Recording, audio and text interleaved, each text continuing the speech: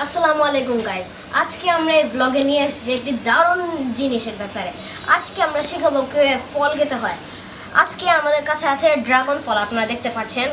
এই ড্রাগন ফল আমরা খাবো আজকে। আপনারা যদি চান তাহলে আপনারা আপেলও খেতে পারবেন, কমলা খেতে পারবেন, আপনাদের কাছে যেই ফল থাকে।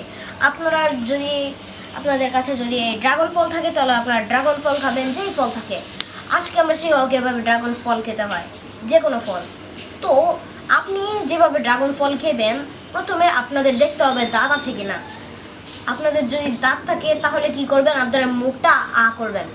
এই ড্রাগন ফল যেই কোনো ফলটা আপনাদের মুখের ভিতরে দেবেন এরপরে আপনাদের কি করবেন, দাঁত দুটো একসাথে করবেন।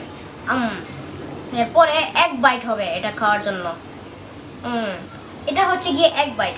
আর আপনারা যদি ছোট পিসটাকে একসাথে খেতে চান তাহলে পুরোটা মুখে দিয়ে দিবেন এবং বারে বারে চিবাবেন, এই যেভাবে মায়ের দাঁতগুলো দেখেছেন। আর এখানে আমাদের কাছে অনেকগুলো ড্রাগন ফল রয়েছে, আমরা আপনাদেরকে শুধু এতটুকু দেখাই। আর আমাদের যে সময় 100 সাবস্ক্রাইবার হবে তখন আমরা শেখাবো কীভাবে বাতাস নিতে হয়, বলতে গেলে কীভাবে শ্বাস নিতে হয়। আপনারা যদি শিখতে চান কীভাবে শ্বাস নিতে হয়, অবশ্যই সাবস্ক্রাইব করবেন এবং চ্যানেলটাকে লাইক করবেন আমার সবগুলো ভিডিওকে। আজকে এই ব্লগের জন্য বিদায় নিচ্ছি। আসসালামু আলাইকুম।